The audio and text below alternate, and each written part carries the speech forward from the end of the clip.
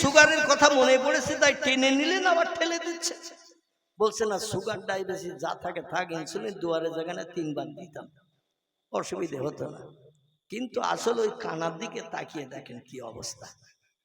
তো কানার দিকে তাকিয়ে দেখে বাতাসার মতো গোল মেকার, রংটা একেবারে খেজুরের রসের পাটালির মতো বসে আছে ওই প্লেটের কানায়, আবার রস লেগে রয়েছে ওই পায়খানায়, রসে আবার বসে রয়েছে রসগোল্লা। এই জন্য আমি খেতে পাচ্ছি না। বাড়িওয়ালা বলে যেমন অতিথি এসেছে নতুন তেমন বাড়ির মেয়েরা, আমি ভালো জায়গায় রাখতে বললাম রসগোল্লাগুলো সাজিয়ে, তো কোথায় রেখে স্যার মুরগি এসে ঝেড়ে দেবে না প্লেটের কানায়, আর আমিও তাড়াতাড়ি এনে দিছি, হেঁটে হেঁটে এসেছে এত পথ, এই চিন্তা হবে না তাড়াতাড়ি এনে দিছে, আমি একটু ভালো তাকিয়েও দেখিনি। এখন বাড়িওয়ালা দুশ্চিন্তা করছে মেয়েদের কাছে যে ঝামেলা করবো সেও তো বদনাম, এখন সমস্যা আমারই মিটাতে হবে। বাড়িওয়ালা চিন্তা করে বলছেন এক কাজ করি, এই ডান হাতের সাদত আঙুলটা লম্বা করি, আঙুলটা লম্বা করে প্লেটটা ধরে নিয়ে কানা দিয়ে মুছে পরিষ্কার করে দিয়েছে পায়খানা, পায়খানা মুছে পরিষ্কার করে দিয়ে বলছেন বেহাই এবার খান, পায়খানা আর নাই। আচ্ছা শৌখিন ভদ্রলোক ওই পায়খানা মুছে দিয়েছে আঙুল দিয়ে, তারপরও কি খাবে? নতুন বেহাই বলছে বেহাই সাহেব পায়খানা নাই, কিন্তু পায়খানার গন্ধ ওতে লেগে আছে। এ বলবে না বলবে না? আপনি এত পয়সা খরচ করে বায়না দিয়ে রসগোল্লা আনলেন, কিন্তু রসগোল্লার যে প্লেট এনেছেন প্লেটটা নোংরা হওয়ার কারণে রসগোল্লা খাওয়ার পক্ষে যেমন সম্ভব হলো না। আল্লাহ ডেকে বলছেন বান্দা তোমার জবান যে আমার কোরআন তেলাওয়াত করবে, আমি আল্লাহ সুবহানাহু ওয়া তাআলা আমার নামের জপ জিকির করবে, আর এই জবানটা মদ খেয়ে নোংরা করেছো, সুদের টাকা খেয়ে নোংরা করেছো, তাড়ি গাঁজা আপিন হিরোইন খেয়ে তোমার জবান নোংরা করেছো, আর ওই নোংরা জবান দিয়ে মসজিদে যেয়ে তুমি তাকবীর তাহরিমা বেঁধে বলো আলহামদুলিল্লাহি রাব্বিল আলামিন আর রহমানুর রহিম, তোর রসগোল্লা ছুঁড়ে তোর মুখে মারবো, প্লেট ছুঁড়ে তোর মুখে মারবো, তোর নোংরা প্লেটের কোনো ইবাদত আমার দরবারে কোনোদিন কবুল হবে না না না। এই জন্য আমাদের জবান প্লেট মুখ আগে একটু পরিষ্কার করার দরকার আছে না নাই? আল্লাহ কোরআনে সূরা বাকারায় জানাচ্ছেন বিসমিল্লাহির রহমানির রহিম হুয়াল্লাযী খালাকা লাকুম মা ফিল আরদি জামিআ। জোরে বলুন একটু আল্লাহু আকবার, আর একটু জোরে বলুন আল্লাহু আকবার। আল্লাহ বলছেন ও সৃষ্টির সেরা জীব মানুষ, সমস্ত সৃষ্টির ভিতরে তোমাদের আমি সেরা করে বানিয়েছি, কিন্তু তোমরা সেরার মর্যাদা প্রাপ্ত হতে না পাওয়ার কারণে আমার রহমতের দরিয়ার দরজায় তালা লাগিয়ে চাবি মেরে দিয়ে আমি চাবি সাগরে ফেলে দিয়েছি। সাগরের তলদেশ থেকে চাবি তোমাদের পক্ষে খুঁজে পাওয়া যেমন অসম্ভব, আমার রহমতও তোমাদের জন্য পাওয়া তেমন অসম্ভব। শোনো শোনো শোনো, যা কিছু চোখে দেখতে পাও পৃথিবীর জমিনে, জলে স্থলে পাহাড়ে ঝোপঝাড় জঙ্গলে যা কিছু চোখে দেখতে পাও খলাক আমি আল্লাহ সব বানিয়েছি লাকুম তোমাদের জন্য। আল্লাহ বলছেন লাকুম মাফিল আরদে জামিয়া, পৃথিবীর জমিনের উপরে যা কিছু আছে সব আমি বানিয়েছি কেবল তোমাদের উপকারের জন্য। জোরে বলুন একটু আমিন। এই পৃথিবীর জমিনে যা কিছু আছে সব আল্লাহ বানিয়েছেন মানুষের উপকারের জন্য, কারণ ওমা খালাকতুল জিন্না ওয়াল ইনসা ইল্লা লিয়াবুদুন। যা কিছু বানিয়েছি তোমাদের উপকারের জন্য, তোমরা খাবে, ব্যবহার করবে, আনন্দ ফুর্তি করবে, সংসার জীবনে স্বামী স্ত্রী সুখ ভোগ করবে, বাচ্চা কাচ্চা নিয়ে আনন্দ উৎফুল্ল হয়ে থাকবে। তবে তোমাদের একটা দায়িত্ব দিয়ে পৃথিবীতে পাঠিয়েছি, সেটি হলো আমি আল্লাহ মুয়াজ্জিন যখন মসজিদ আযান ধ্বনি দেবে সমস্ত কাজে লাথি মেরে বিবি বাচ্চার মায়া ছেড়ে আমি আল্লাহ আমার রেজামন্দির জন্য জামাতে এসে একটু সেজদায় পতিত হবে, রুকু সেজদা করবে, আমার ইবাদত বন্দেগী করবে, রুকুতে দিয়ে পড়বে সুবহানা রাব্বিয়াল আযীম আর সেজদায় যে জমিনে মাথা লাগিয়ে দিয়ে কপালে একটু ধুলা মাখিয়ে পড়বে সুবহানা রাব্বিয়াল আলা। এখানে বোধহয় আলাদা পড়ে নাকি? এখানেও একই। তাম পৃথিবীতে যত দেশ, বর্তমান গুগল সার্চ করে দেখবেন 256টার মতো দেশ বর্তমান পৃথিবীতে বিদ্যমান। কথা বললাম, 256টার মতো দেশ বর্তমান এই একবিংশ শতাব্দীর যুগে পৃথিবীতে বিদ্যমান।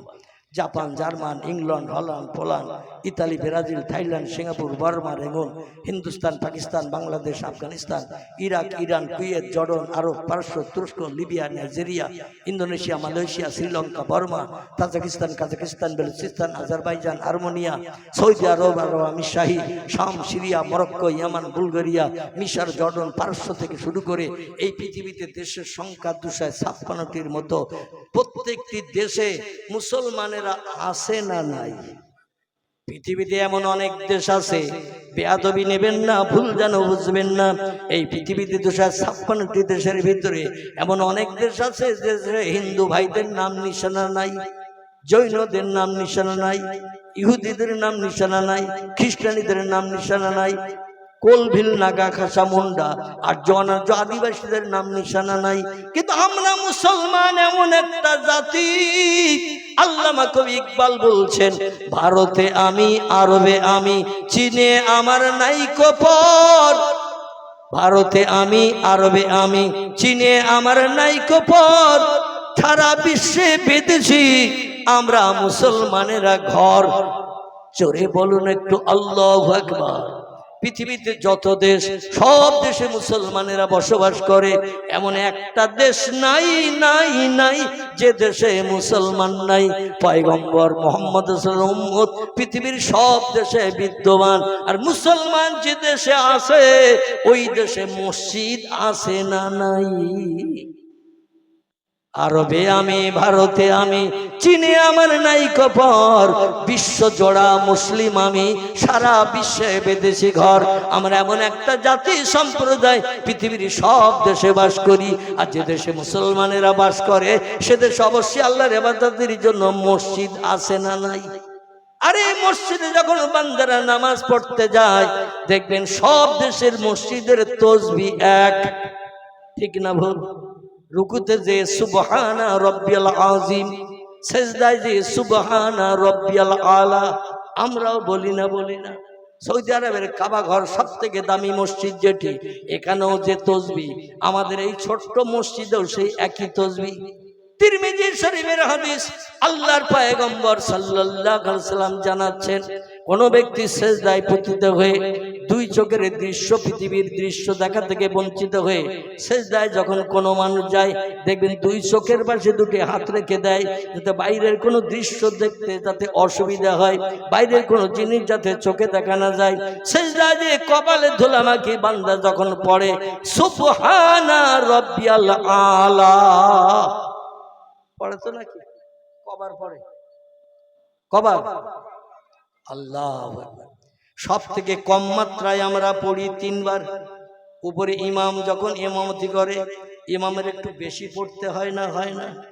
ইমামের একটু বেশি পড়তে হয় 5 বার, 7 বার, 9 বার, যাতে আমার পিছনে মুক্তাদি যারা আছে তাদের জবান তো অনেকের পরিষ্কার না, অনেকে বুড়ো হয়ে গেছে, পড়তে একটু দেরি হয়। এই জন্য তারা যাতে সুন্দরভাবে কমপক্ষে 3 বার পড়ার সুযোগ পায়, ঠিক কি না? আল্লাহ নবী তিরমিজি শরীফের হাদিসে জানিয়ে দিচ্ছেন, কোন ব্যক্তি জমিনে সিজদায় যে মাত্র 2টি বার যদি তাসবিহ পাঠ করে নাই, কবার? নবী বলছেন তার সোনার জবানি। তিরমিজি শরীফের হাদিস, আবু ঈসা তিরমিজি রাহমাতুল্লাহ আলাইহি তার লিখিত হাদিসের কিতাব শামায়েলে তিরমিজি তার নাম। এই হাদিসের কিতাবে বিবৃত আছে পয়গম্বরের জবানি। নবী বলছেন, কোন ব্যক্তি পবিত্রতা অবলম্বন করে ওযু করে দেহটা পবিত্র বানিয়ে রুকুর পরে সিজদায় যে আল্লাহ জমিনে মাথা ঠেকিয়ে দুনিয়ার সব দৃশ্য দেখা থেকে বঞ্চিত হয়ে যদি আমার প্রভুর নামের তাসবিহ মাত্র 2টি বার পাঠ করে নেয়, আল্লাহ খুশিতে এমন বাগ হয়ে যায়, আল্লাহ ডেকে বলে, যারে বান্দা যা, যারে বান্দা যা, আমি তোর সারা জীবনের গুনাহ মাফ করে দি, আজ বেগুনা মাসুম বানিয়ে দিলাম। নারে তাকবীর। কবার পড়লে? দুবার। তিরমিজি শরীফের হাদিস। মাত্র দুটিবার যদি কোনো ব্যক্তি পবিত্র অবলম্বন করে পড়ে সুবহানা রাব্বিয়াল আলা, তাসবিহটি আরবি ভাষা, এর বাংলা অর্থ হলো হে মহান পবিত্র আল্লাহ। সুবহান শব্দের বাংলা অর্থ হলো তিনি হলেন পবিত্র, তিনি পেশাব করেন না, পায়খানা করেন না, খান না, ঘুমান না, স্বামী স্ত্রী মিলন করেন না, বিবি বাচ্চার নাই, তিনি হলেন এক, তিনি হলেন একক। কুল হুয়াল্লাহু আহাদ আল্লাহুস সামাদ লাম ইয়ালিদ ওয়া লাম ইউলাদ ওয়া লাম ইয়াকুল লাহু কুফুয়ান আহাদ। জোরে বলুন আল্লাহু আকবার। আল্লাহর সবথেকে সেরা পরিচয় হলো সূরাতুল ইখলাস। আল্লাহ পাক বললেন, আমার সম্পর্কে যদি কারোর কোনো কুধারণা চিন্তা ভাবনা আসে, সূরা ইখলাসের বাংলা তরজমা পড়ে নাও। আমি আল্লাহ আমার বউ কটা, বাচ্চা কটা, আমার বাপকে, মাকে, দাদাকে, দাদিকে কার পেটের থেকে হলাম, আমি কতদিন বাঁচবো, কতদিন থাকবো না থাকবো, আমি আল্লাহ আমার কোরআনের ভিতরে সব পাই টু পাই কোট করে জানিয়ে দিয়ে দিয়েছি তোমাদের মগজ সাফ করার জন্যে। জোরে বলুন একটু সুবহানাল্লাহ। তিনি হলেন একক, তিনি হলেন মুখাপেক্ষীহীন, প্রয়োজনে কোনোদিন কারো কাছে হাত পাতেন না সাহায্যের জন্যে। তার নাই কোনো বাচ্চা, কারো পেট থেকে তিনি জন্ম নেন নাই, কাউকে তিনি জন্ম দেন নাই। অতীতে ছিলেন তিনি একা, বর্তমানে আছেন একা, ভবিষ্যতে থাকবেন দুজন একা, ভবিষ্যতেও থাকবে